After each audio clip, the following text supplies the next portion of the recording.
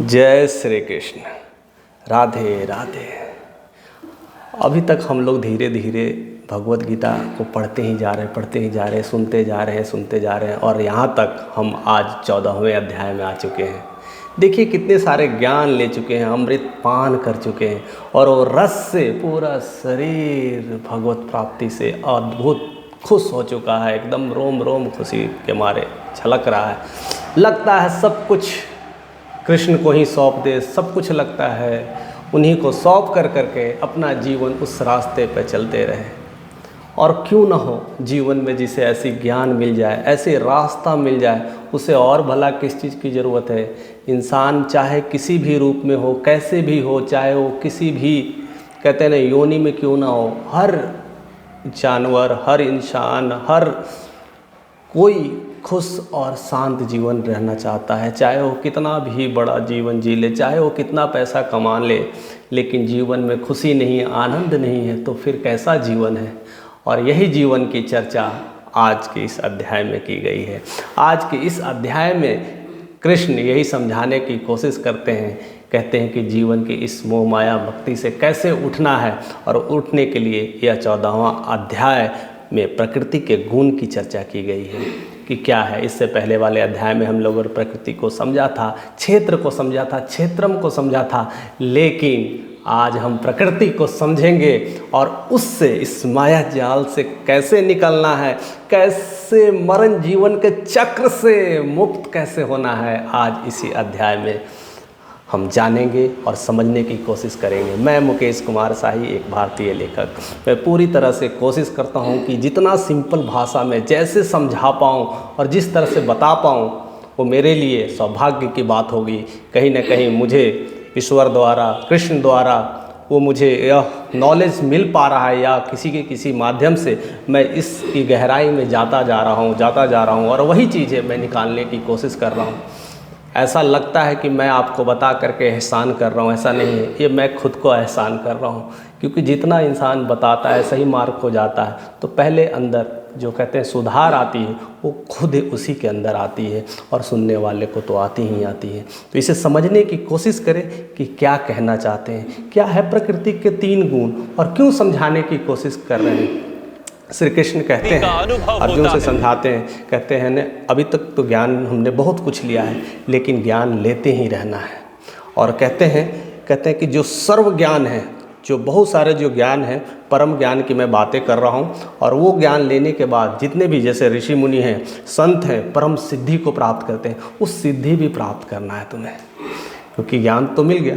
अब ज्ञान मिलने के बाद भी इसी मोह माया में नहीं फंसना है, इससे हमें आगे निकलना है। और दुनिया का सारा खेल तो इसी में है। सारा खेल राजनीतिक हो, आध्यात्मिक हो, या किसी तरह का गुण। कोई लोग साइंटिस्ट बनना चाहता है, तो कोई लोग पैसे कमाना चाहता है, कोई लोग CEO बनना चाहता है, कोई बड़े बड़े नौकरी लेना चाहता है। यही माया जाल के बंधनों में तो है। तो क्या कहती है, क्या चीज़ है, क्या है यह संसार, तो उसमें वो प्रकृति के गुण बताते हैं। कहते हैं कि प्रकृति ही सब कुछ है। अगर प्रकृति में देख लो, प्रकृति में क्या चीज़ है, यही 8-9 तत्व हैं, जो अग्नि, जल, वायु, गगन, समीरा। आप सब जानते हैं कि 5 तत्वों से प्रकृति बना हुआ है। इसके अलावा आपको चेतना की ज़रूरत होती है, आपको ज्ञान की ज़रूरत होती है। आपके अंदर अहंकार, क्रोध, शांति, सब कुछ ये सब आता है।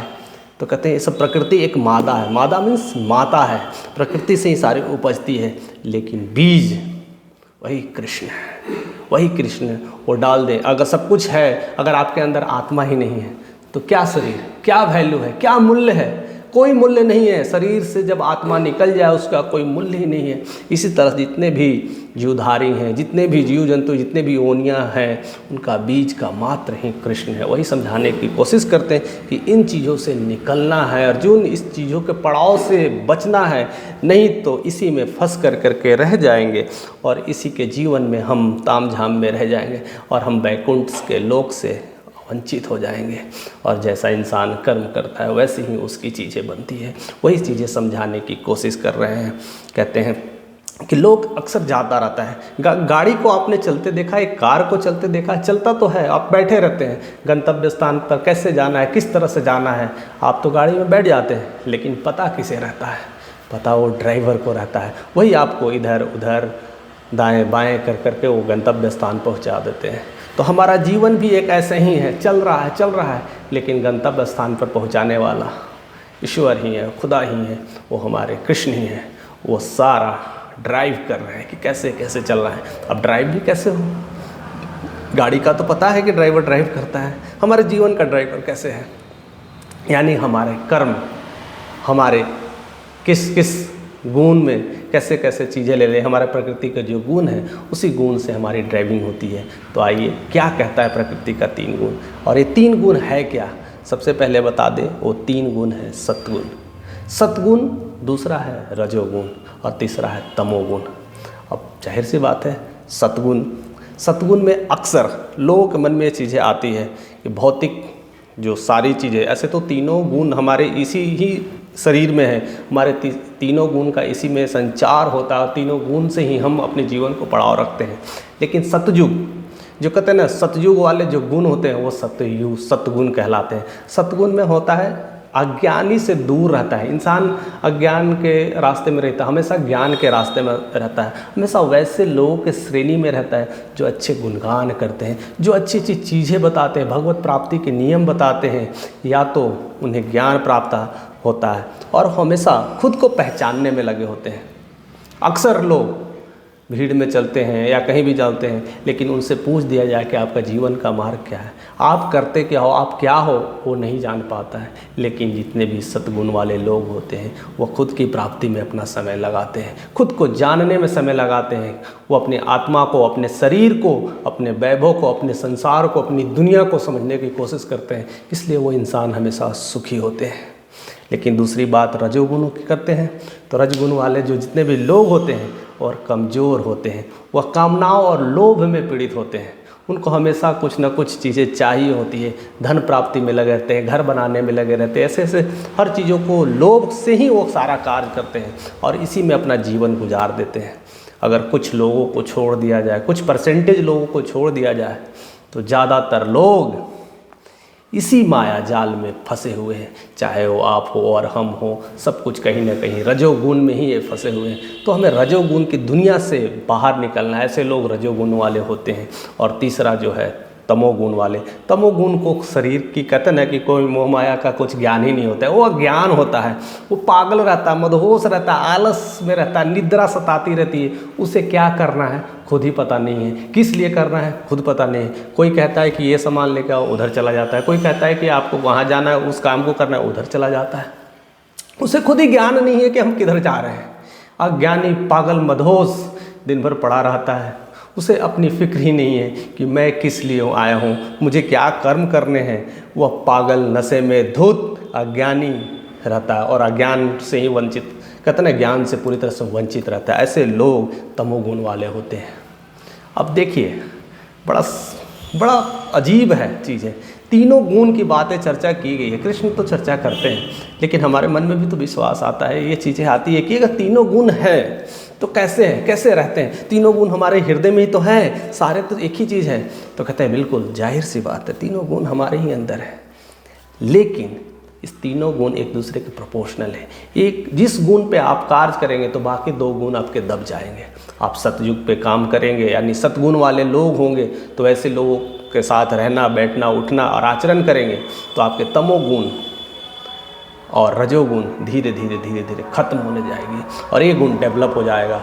उसी तरह से आप रजोगुण वाले हैं तो रजोगुण वाले व्यक्ति के साथ उठना बैठना पसंद करेंगे, पैसे, घर, संपत्ति, गाड़ी, बंगला, इसी चीज़ों के वावरा में डेवलप करेंगे, तो आपको सतयुग का जो ज्ञान है, सतगुण वाले जो ज्ञान है, उससे वंचित रह जाएंगे। और दूसरा रजोगुण से तो दूर ही रहेंगे। आपको पता है आलस रहेंगे तो सारी चीज़ें मिलेगी नहीं, मदिरा पान करेंगे तो कुछ मिलेगा नहीं, सोए पड़े रहेंगे, निद्रा में रहेंगे, काम नहीं करेंगे तो हमें कैसे सारी चीज़ें मिल पाएंगे।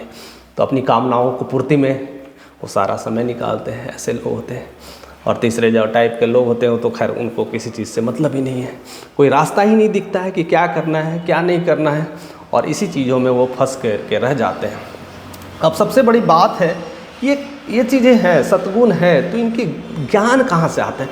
हमेशा रहता ना कि ये ज्ञान हमें कैसे पहचाना जाए कि इस ज्ञान से हम मिल रहा है। हम ऐसे ज्ञानी के लोग हैं, किसी भी इंसान को देख करके कैसे पता चलता है या जान पाता है कि ये सद्गुण वाले लोग हैं या तमोगुण वाले लोग हैं? ये हमें भी ये इच्छा होती है जानने की, तभी तो हम पहचान पाते हैं कि मैं इस इंसान के साथ रहूँ या ना रहूँ। बिल्कुल जाहिर सी बात है, क्वेश्चंस आना ही स्वाभाविक है, और यही चीज़ों को फिर से वो बताने की कोशिश करते हैं, यानी सारे कहते हैं सारे ज्ञान के द्वार को खोलने की कोशिश करते हैं और समझाने की कोशिश करते हैं।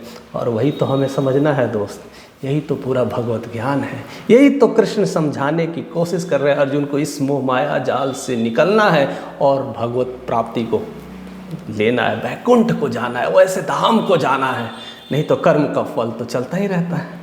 अब देखिए क्या है, आप सभी जानते हैं हमारे शरीर में 9 द्वार होते हैं, जिसमें 2 आँख के होते हैं, 2 नाक के होते हैं, 2 कान के होते हैं और 2 मलमूत्र के द्वार होते हैं। 8 द्वार जो ऐसे जो द्वार हैं, इसके अलावे भी बहुत सारे हैं जिससे हमें ज्ञान चीज़ें मिलता है। इन चीज़ों पर वो ध्यान रखते हैं, इन चीज़ों का ज्ञान होना, वही सद्गुण वाले लोग होते हैं। सद्गुण वाले लोगों को इस चीज़ों का ज्ञान होता है, अपनी आँखों को किस तरह से देखना है, किस तरह से कान से सुनना है, किस तरह से मुख से बोलना है, ये सब चीज़ें, किस तरह से श्वास लेते हैं, कैसी चीज़ें स्मेल में लाना है, इस चीज़ों का अनुभव होता है। और वैसे लोग सद्गुण वाले कैटेगरी में होते हैं।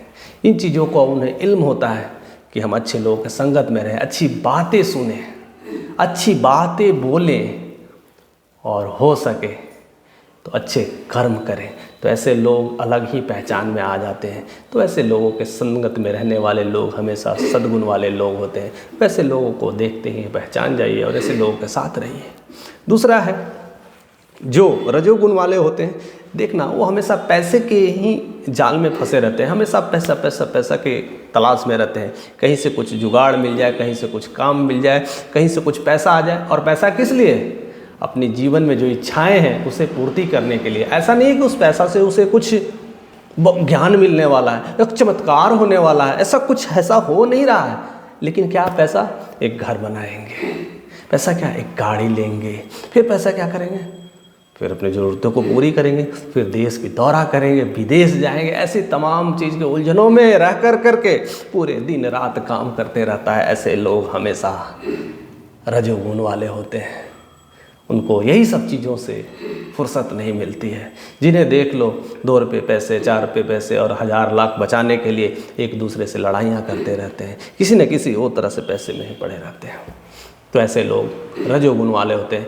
अब आपको जानना है, पहचानना है, यही तो ज्ञान है कि हम किस गुण वाले हैं। हम अपने आप को आज समझ जाएंगे कि हम किस गुण में निर्भर करते हैं, हमें कौन सा गुण है, और यही चीज़ों को हमें सुधारना है, यही चीज़ों को हमें निकालना है।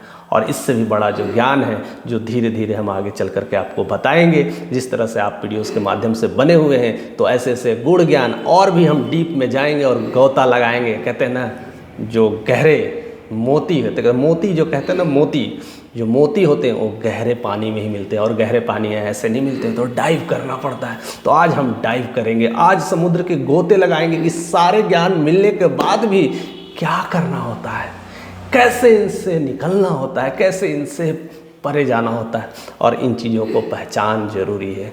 और यही डाइव हम आज लगाने की कोशिश करेंगे। आप ऐसे ही बने रहिए और चीज़ों को बड़ी अच्छी से सुनिएगा और समझने की कोशिश करिएगा। बहुत सारे प्रश्न आपके भी मन में अभी कहते हैं ना, बौखलाहट होगी, चीज़ें होंगी, पूछने का मन कर रहा होगा और कमेंट कर देते हैं। चीज़ों को सुनिएगा तो बहुत सारे क्लियरिटी अपने आप आ जाएगी। तो इसलिए ध्यान से अंत तक आप बने रहिए, तो सारे जवाब भी आपको मिल जाएंगे। सारे कमेंट्स, अधूरे ज्ञान से ही कमेंट्स पैदा होते हैं। जैसे ही आपको संपूर्ण ज्ञान हो जाता है तो किसी पे कटाक्ष करने की ज़रूरत ही नहीं पड़ती है। तो इसलिए अंत तक बने रहिए और चीज़ों को, मर्म को समझिए कि क्या है, क्या कृष्ण देना चाहते हैं, क्या भगवत ज्ञान है। पूरी दुनिया पागल है इस ज्ञान को लेने के लिए और फिर भी वंचित रह जा रहे हैं। वह ज्ञान आज समझेंगे। तीसरी जो कैटेगरी वाले जो लोग हैं, जो कहते हैं ना, वो सही गलत का पहचान नहीं कर पाते हैं। वो क्या सोचना है, क्या करना है, किसको मारना है, और एक बार पैसे कमा लिए तो पड़े हैं, किसी चीज़ से टेंशन नहीं है। वो एक बार में सब कुछ ले लेना चाहते हैं, यानी वो गलत रास्तों को चुनेंगे, सही रास्ते से तो आने वाले हैं नहीं। बैंक लूटेंगे, रॉबरी करेंगे, ये सब सारे काम करेंगे। तो ऐसे लोग जो होते हैं वो बिल्कुल अज्ञानी होते हैं, तमोगुण वाले रहते हैं। वो सब क्या आते हैं, मांस का भक्षण करते हैं। और मांस का भक्षण करने वाले लोग कैसे सही हो सकते हैं? भगवत गीता में तो ये चीज़ें लिखी गई है। और कल मुझे इस चीज़ों का इल्म भी होता है। जब जब हम जिस तरह की कहते हैं ना वेग में रहते हैं, जिस प्रोसेस में रहते हैं, वैसे ही चीज़ें धरातल पे होती भी रहती है। कल मैंने एक कमेंट के माध्यम से और ऐसे ही संवाद के माध्यम से सुना था, जो रोटी खाता है, यानी गाय को जो रोटी खिलाता है वो तो ईश्वर का भक्त है, लेकिन वही रोटी गाय के साथ खाता है, वो कितना बड़ा दुश्मन है, वो कितना बड़ा पापी है, कितना अनर्थ करता है। ऐसे ही भगवत गीता में ये ज्ञान छिपी है। तो जो लोग मदिरा पान करता है, यानी पशु पक्षी को खाता है और वैसी जीवन जीता है, तो क्या उसके कर्म कैसे होंगे? जो मारता है, कीरता है, उसके अंदर वो कैसी आएगी? वो विरोधाभास, मारने की, लड़ने की उद्वेग पैदा होगा, तो हर किसी को सताएगा। तो क्या वैसे जो लोग होते हैं वो तमोगुण वाले लोग होते हैं।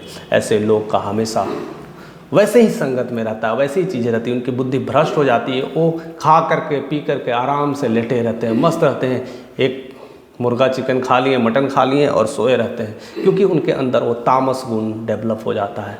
और उसके अंदर वो जो कहते हैं ना स्फूर्ति, वो चमक उस धीरे धीरे चली जाती है, क्योंकि वो तामसिक हो जाता है। और तामसिक इंसान को समझ में नहीं आता है कि सही क्या है और गलत क्या है, इन चीज़ों में पड़े रहते हैं। इसलिए भगवत गीता में चीज़ों को बताया गया है और बाकी धर्मों में बताया गया है कि जीव जंतु को नहीं मारना चाहिए, क्योंकि सारे तो ईश्वर का ही देन है। और साथ साथ ये भी कहते हैं, ईश्वर ने, खुदा ने या प्रकृति ने सब कुछ तो हमें दिया है खाने पीने के लिए।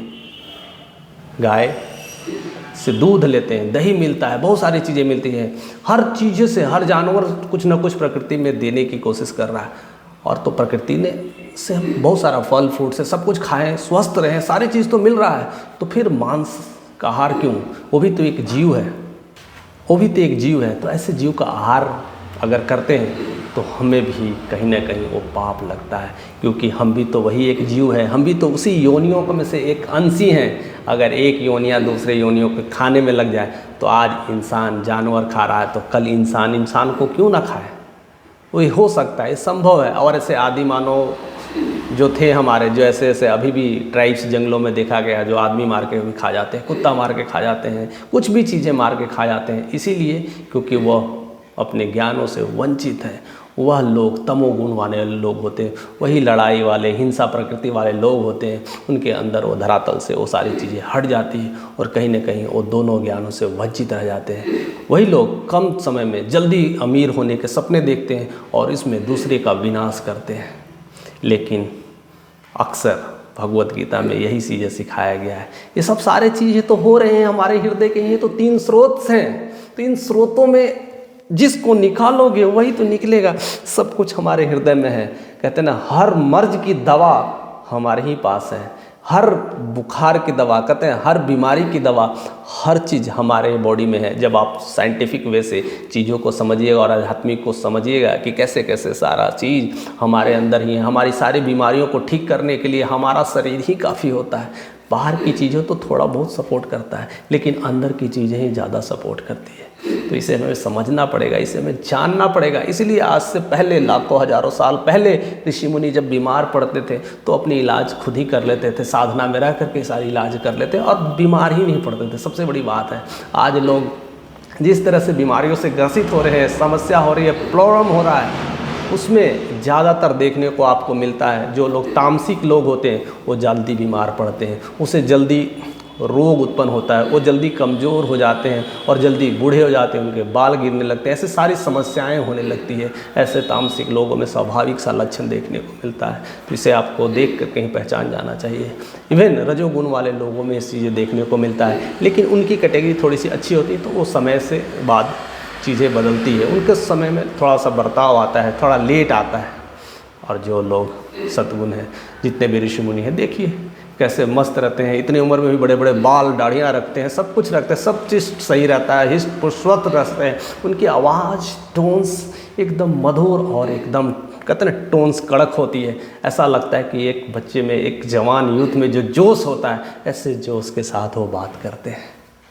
और हम लोग यूथ और जवान होते हुए भी कहते हैं अब मुझसे नहीं होगा, अब मैं कमज़ोर हो गया हूँ, मेरी उम्र निकल रही है, अब मैं 50 साल का हो गया हूँ, मेरी रिटायरमेंट की उम्र आ रही है। ऐसी ऐसी बातें करते रहते हैं, कहीं ना कहीं अपने मोह माया भक्ति से दूर चले जाते हैं, वो तामसी में चीज़ें भटक जाते हैं। लेकिन वही सद्गुण वाले लोग 50 की उम्र हो या 70 का उम्र हो या 80 का उम्र हो या 90 का उम्र हो, वैसे ही जुबान में कड़क, वैसे ही तेज, वैसे ही स्फूर्ति, वैसे ही विचार वाले लोग होते हैं। हमेशा जागने की बात करते हैं, हमेशा लोगों को अच्छी रास्ता सिखाने की कोशिश करते हैं।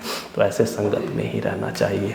और नहीं रहे तो आपको पता ही है कि जैसा कर्म वैसा आपका चीज़ें हैं, जो मिलना है, प्रवृत्ति है, ये नियम है। हम कोई जानते नहीं है, ऐसा कुछ नहीं है, हर कोई जानता है, हर धर्म में ही सिखाया जाता है। जैसे कर्म होंगे वैसे ही आपके चीज़ें मिलेगी। तो ऐसा लोग सोचता है कि हमें कैसे कैसे काम के अलावे कैसे कैसे चीज़ें मिलेंगी, लेकिन जिस तरह से आप काम करेंगे, जिस तरह से आपका जीवन होगा और जैसे जैसे आप जानेंगे उसी के हिसाब से आपका दिनचर्या होगी। तो आपके कर्म का फल मिलना जरूरी है। आप जैसा कर्म करेंगे वैसा तो फल मिलेगा। सारे चीज़ों का हिसाब होता है दोस्त। अगर देखिए आप दिन भर कमाते हैं तो शाम में पता चलता है ना कि हिसाब कितना वो मिलाते हुए तो कैलकुलेट करते हैं, इसका भी तो कैलकुलेट कर लेते हैं, अपने महीने में कितना कमाया, कोई लोग अपने जीवन में कितना कमाया, सारा कुछ का कैलकुलेशन होता है। और सारा कुछ कैलकुलेशन तो हम इंसान करते हैं, लेकिन आपकी ज़िंदगी की जो कमाई है वो सब कैलकुलेट करता है। वो सब आपके कर्म के फल को देता रहता है। किस तरह से कर्म किए हैं उसी चीज़ों में आपको वैसे ही भेजते रहता है। तो सब अब आता है आपके मरने के बाद, यानी आप मृत्यु की कगार पे होते तो आपके कर्म फलों का सारा कैलकुलेशंस होते हैं और वैसे वैसे ज़िंदगी आपके मिलते रहते हैं। और यही चीज़ गुण ज्ञान की मैं बातें कर रहा था, आज वो समझने की बारी आ गई है। और उस ध्यान से सोचिएगा, ये तीनों के जाल में जो फंसे हैं, जो सद्गुण वाले लोग होते हैं वो स्वर्ग लोग तो जाते हैं, उन उत्तम लोगों के पास जाते हैं, ज्ञानी लोगों के पास जाते हैं, देवलोक में जाते हैं और उसी चीज़ों में रहते हैं। बहुत अच्छी बात है, वैसे लोग रहते हैं। लेकिन जो रजोगुण वाले हैं उसी प्रकार के लोग पाप और चीज़ों में रहते हैं, उनका जन्म फिर वैसे ही होते रहता है और फिर उसी चीज़ों में पड़े रहते हैं। तो आप कैसे जीवन जीना चाहते हैं, अगला जीवन आपका कैसा हो, वो आप पे डिसाइड करता है कि हमारा आगे का जीवन कैसा हो। जो लोग तमोगुण वाले होते हैं वो तो जानवर प्रकृति के ही होते हैं, उनका जन्म तो दूसरे योनियों में यानी जानवरों में ही होगा। जिस तरह से वो जानवर को खाया है, मारा है, दंड दिया है, वैसे ही उसको वो सारे चीज़ मिलेंगे ही मिलेंगे, वैसे ही उनकी सारे भी प्रवृत्ति होगी। अगर किसी भी जीव को आप मारते हैं उसको पीड़ा तो होगी ही ना, उसे दर्द तो होगा ही ना। अगर आप सब जानते हैं, अगर एक इंसान अगर दूसरे इंसान को मर्डर कर दे तो उसके लिए पूरे राज्य में नियम लागू है, राज कानून लागू है, उसे फांसी की सज़ा देने की कोशिश की जाती है। अगर किसी भी महिला का रेप हो जाता है तो उसके लिए बहुत सारे गुहार लगते से उसे फांसी की सज़ा जाए, उसे मृत्यु लोक दिया जाए। और पूरी तरह से लोग मारने के लिए पूरे भीड़ इकट्ठे हो जाते हैं, लोगों में बगावत आ जाती है। लेकिन आप भी तो किसी न किसी का तो मर्डर कर रहे हैं, किसी किसी जीव को तो ही मार रहे हैं। उस जीव का कर्ता कौन है? वही तो हमारे परमेश्वर है। तो वो तो देख रहे हैं यही तो मेरे भाई बंधुओं को मार रहा है, इसे सज़ा क्यों ना मिले। आप तो इंसान की सज़ा को तो पहचान ले रहे हैं, लेकिन ईश्वर के नज़र में उस सारे जीव जंतु जिसमें जान है उनको अगर मारते हैं तो वो सज़ा तो भी आपको भुगतना ही पड़ेगा। केवल हम इंसान अपने दूसरे को देखते हैं, अपने भाई को कोई मारता है तो हम लड़ जाते हैं, हथियार लगा लेते हैं। लेकिन वही आप जानवर को मारते हैं तो कोई कुछ नहीं बोलता है, कोई कुछ नहीं टोकता है, कोई मारने वाला नहीं है, कोई बोलने वाला नहीं है, कोई दंड देने वाला नहीं है। और इसी विधान में हम पड़े हुए हैं। लेकिन कोई तो है जो दंड देगा, कोई तो है जो सारे जीव उनके अंतर रहता है, उनके सारे उन्हीं की सेवा में रहता है और वही सारे जीवों को उत्पत्ति करता है। अगर वो सारे जीवों को उत्पत्ति करता है, देख रेख करता है, तो उनको आपने दंड दिया है, उनको आपने सज़ा दिया है, तो वो छोड़ेंगे नहीं। एक माँ बाप के अगर 10 औलाद हो, एक को अगर नुकसान पहुँचा दे हो, माँ बाप आपको मार देंगे या तंग करेंगे या आप पे जुल्म ढाएंगे। तो वैसे ही पूरे सृष्टि के जितने भी जीव जंतु हैं उसके जो रचयिता है कृष्ण है, परमेश्वर है, ब्रह्मा है, अगर उनके जीवों को मारते हो, तंग करते हो, तो कैसे आपको छूट मिलेगी, कैसे आपको आज़ादी मिलेगी। और कहते हैं कि मैंने जीवन में किया क्या है, मैं तो हर जीवों के साथ, मैं तो हर इंसान के साथ अच्छे से पेश आया हूँ, मैंने तो गरीबों को दान किया है, लोगों के साथ सेवा किया है और गरीबों को कुछ ना कुछ रहने को घर मकान दिया है, लेकिन आपने जानवरों को मारा है, उसकी सज़ा तो मिलनी ही मिलनी थी। तो इंसान अज्ञानवश समझ नहीं पाता है और अपने आप को कभी ईश्वर से लड़ाइयाँ करता है और कोसते रहता है कि हम आपकी पूजा नहीं करेंगे, हम आपकी प्रार्थना नहीं करेंगे, आप हमारी कुछ नहीं सुनते हो, हमसे कुछ नहीं रिश्ता रखते हो। मेरी ऐसी स्थिति हो गई है। किस लिए? क्योंकि आपको दंड मिल रहा है तो आपको प्रॉब्लम्स हो रही है। आप वही चीज़ देखते हैं जो आपको दिखाई देता है, इसलिए आपको ज्ञान की ज़रूरत है। और भगवत ज्ञान जो ऐसा ज्ञान है जिसे मिल जाए उसको किसी चीज़ों को बताने की ज़रूरत नहीं है, किसी से वकालत करने की ज़रूरत नहीं है और किसी से पूछने की ज़रूरत नहीं है कि मुझे ऐसे कर्म की सज़ा क्यों मिल रही है, मुझे ऐसे यातनाएं क्यों झेल रही है। क्योंकि उसे ज्ञान हो जाता है और समझ में आ जाता है कि मेरे जीवन का क्या उद्देश्य था। तो किसी से ऐसे क्वेश्चंस नहीं करता है, वह सही रास्ते को चुनने लगता है, वह सत्गुण को पहचानने लगता है और सत्गुण के रास्ते पे चल जाता है और वैसे ही वैसे लोगों के साथ उठना बैठना शुरू करता है, क्योंकि अपने जीवन को सुधारना ही अति काम है, अति उत्तम काम है। तो वैसे ही हमें चीज़ों को समझना है, किसी से बगावत नहीं करना है, लड़ाइयाँ नहीं करना है, नहीं तो इसकी सज़ा तो हमें यही मिलेगी।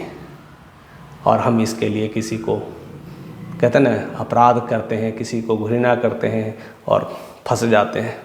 तो ये सब सारी समस्याएं हैं। तो क्या करें, कैसे इससे बाहर निकालें? अब देखिए अर्जुन छोड़ते नहीं है। तो अर्जुन कहते हैं इंटेलेक्ट के भरमार थे, जैसा गुरु वैसा शिष्य, और शिष्य जैसा अगर इंटेलिजेंट हो तो गुरु क्यों ना उसके बताने में कमी रखे। तो इसलिए कभी कभी गुरु सिखा नहीं पाते हैं क्योंकि बच्चा सीख नहीं पाता है। अगर बच्चा क्वेश्चंस करे, अगर शिष्य क्वेश्चन पर करे तो गुरु वह सारे चीज़ों को और अच्छे से बताने की कोशिश करेगा कि सारे उलझन से दूर हो जाए। और फिर यहाँ पर कृष्ण संवाद कहते हैं कृष्ण हे मधुसूदन। तो ऐसे चीज़ों से कैसे बाहर निकलें, कैसे बाहर निकलना है? हमें भी तो वो सारे मोह माया के जाल से निकलना है। हमें जन्म मृत्यु के रास्ते पर फंसना नहीं है और इसी में रहना नहीं है। हमें भी इससे निकलना और वैकुंठ जाना है। हमें इस बार इस कष्ट में, इस माया जाल में नहीं रहना और मोह माया के जाल में कभी भाइयों को मारना पड़े, कभी चाचा को मारना पड़े, कभी गुरु को मारना पड़े, ये सब काम मुझे नहीं करना है। मुझसे इससे दूर जाना है। क्या करें? जाहिर सी बात है, क्या करें? यही तो है भगवत गीता का रहस्य। क्या करें? ठीक है, क्या करें? कहते हैं कि फ़र्क जो सतगुण वाले लोग होते, वो फ़र्क नहीं करते हैं धर्म और धर्म के बीच, गलत सही के बीच फ़र्क नहीं करते हैं। उसमें जो सोना आ जाए और पत्थर में फ़र्क नहीं करते हैं। कोई अगर क्या कर रहा उसमें कोई फ़र्क नहीं करता। और बहुत अच्छे से समझाने की कोशिश करें, जो मैं एग्जैक्टली लाइन पढ़ के सुनाता हूँ। कहते हैं हे पांडुपुत्र, जो प्रकाश और आसक्ति तथा मोह में उपस्थित होने पर भी उसे घृणा करता है और न लुप्त होने पर उसकी इच्छा करता है, यानी आपकी जो कामनाएं हैं वो क्या चाहते हो उस पे बातें की गई है। और कहते हैं भौतिक गुणों की इस प्रक्रियाओं को निश्चल और चलित रहता है, वो जानकर केवल गुण ही क्रियाशील रहता है। जो लोग कहते हैं सुख और दुख को एक समान मानता है, जो मिट्टी के ढेले और पत्थर एवं स्वर्ण के टुकड़े को समान दृष्टि से देखता है, जो अनुकूल और प्रतिकूल परिस्थितियों में भी समान बना रहता है। अभी अब गर्मी आ गई, हम लोग बेचैन हो जाते हैं, ठंडी आ जाती है बेचैन हो जाते हैं, बरसात आ गई, सारे केवल कहते हैं ना केवल मौसम के हेर फेर से हमारी ज़िंदगी का नक्शा बिगड़ने लगता है, हमारे जीवन की दिनचर्या बदलने लगती है। कहते हैं एक समान तो देखता ही नहीं है। वही सद्गुण लोग होते हैं, कहते हैं सब चीज़ों में एक भाव रखते हैं, शत्रु और मित्र में भी वो एक समान व्यवहार रखते हैं। और यही बात तो हम कौटिल्य के नीति में भी बताए हैं कि अगर शत्रु भी आपसे बैर करे तो आप मोहब्बत की कामना रखो, प्यार की कामना रखो और खुश हो जाओ। उसका सबसे बड़ा दंड यही है कि शत्रु जब आपको खुश देखेगा तो उसकी सज़ा वहीं से शुरू हो जाती है। तो ये काम हमेशा सीखने को मिलता है और ये काम तो भगवत गीता में बताते हैं। लेकिन हमें इस प्रक्रिया से खुश नहीं होना है कि उसे सज़ा मिल रही है, बस हमें खुश रहना है क्योंकि उसे कि जीवन में भी मुक्ति आ जाए, उसी जीवन में भी वो सत्य आ जाए, वह जीवन को समझ ले। इसलिए कहते हैं और कहते हैं सारे भौतिक कार्यों को परित्याग कर देता है ऐसे व्यक्ति प्रकृति के गुणों के साथ रहता है। ऐसे ही लोग सद्गुण को होते हैं। और ऐसे ही लोग मुझे प्रिय हैं अर्जुन, ऐसे ही लोग प्रिय हैं। और ऐसे लोग, ऐसे काम करने वाले मेरे ही धाम में रहते हैं, बैकुंठ में रहते हैं। उनको मैं फिर से पृथ्वी लोक पर नहीं भेजता हूँ। उसे अगर भेजूंगा तो फिर वो इतनाएँ झेलेंगे, वही सारी क्रिया में फंसे रहेंगे। तो ऐसे लोगों को हमें निकालना है, ऐसे लोगों की इस परंपरा से मुक्त करना है। और इसीलिए मैं यह ज्ञान आपको दे रहा हूँ, इसलिए यह ज्ञान से मैं तुम्हें समझाने की कोशिश करते रहता हूँ। क्योंकि ज्ञान ही तो ऐसा चीज़ है जो आपके इस भंवर जाल से बाहर निकाल सकता है, इस तमाम चीज़ों को जो फंसे रहते हैं उससे बाहर निकाल सकता है। जैसे कहते हैं रसरी आवत जायते सिल पर पड़त निशान। एक रस्सी सील को भी निशान बना देती है। अगर नदी की धारा अगर तेज चलती है तो बड़े बड़े चट्टानों को भी ढेर कर देती है, क्योंकि वह निरंतर प्रयास है। तो हमारे अंदर वो निरंतर सद्गुण वाले जो प्रयास होंगे तो सारे जो दो कर्म हैं, जो रजगुण वाले हैं और जो तमोगुण वाले, उसको विफल कर देती है। और उससे परे जब हम सारे इंद्रियों को समझ जाते हैं, उस सारे द्वारों को समझ जाते हैं, अपने आप को समझने लगते हैं और अपने शरीर को समझने लगते हैं, अपनी इस ज्ञान को, अपनी आत्मा को, अपनी प्रकृति को, नेचर को समझने लगते हैं, तो हम इससे परे हो जाते हैं। क्योंकि हमें इस रास्ते से बार बार नहीं गुजरना है और वही बैकुंठ को जाते हैं। और श्री कृष्ण कहते हैं वही मेरे धाम जाते हैं, फिर मैं उनको अपने धाम रखता हूँ। उन्हें इस तरह के फिर कष्ट से बार बार मैं नहीं भेजता हूँ। इसलिए अपने कर्म को ध्यान में रख करके अपने प्रकृति के गुण को भी समझें, और उस प्रकृति के गुण को किस लेवल पर है, किस कहते हैं किस स्तर पर है, उस स्तर को समझिए और जानिए और अपने आप को शुद्ध बनाइए, अपने आप को शक्तिशाली बनाइए, अपने आप को महत्वाकांक्षी बनाइए और साथ साथ भगवत प्राप्ति करिए। हमारे बैकुंठ में जाने की कोशिश करिए, क्योंकि वहाँ तो उद्धार ही उद्धार है, वहाँ तो कोई समस्या ही नहीं है। वहाँ जिसे मिल जाए उसे जीवन का अद्भुत ज्ञान मिल जाता है। इसलिए मैं हाईली रिकमेंड भी करता हूँ आप सभी लोगों को, जो भी इस ज्ञान से वंचित हैं या हमारे पिछले वीडियोस को नहीं देख पाए हैं, तो वो कोशिश करें कि उस सारे वीडियोस को एक एक करके सुनने की कोशिश करें, समझने की कोशिश करें। क्योंकि ऐसा ज्ञान फिर दोबारा, कहते हैं ज्ञान तो चलता रहेगा, आप किस तरह से ज्ञान ले पाते हैं ये आप पे डिपेंड करता है। तो हर एक अध्याय को बारीकी से सुनना है और समझना है, और हो सके तो भगवत गीता की किताब भी आप पढ़ने की कोशिश करें। क्योंकि जब आप पढ़ते हैं तो आपकी चेतनाएं डेवलप होती है, सुनते हैं तो आपकी चेतनाएं डेवलप होती है, और ऐसे ही आप सद्गुण के रास्ते पे चले जाते हैं और बैकुंठ को प्राप्त होते हैं। तो इसी तरह से बने रहने के लिए आपका तहे दिल से शुक्रिया। तो इसी तरह से प्यार देते रहिए, लोगों तक बातें पहुंचाते रहिए और ऐसे ऐसे सत्कर्म करते रहिए और कृष्ण के कार्य में लगे रहिए। जय श्री कृष्ण।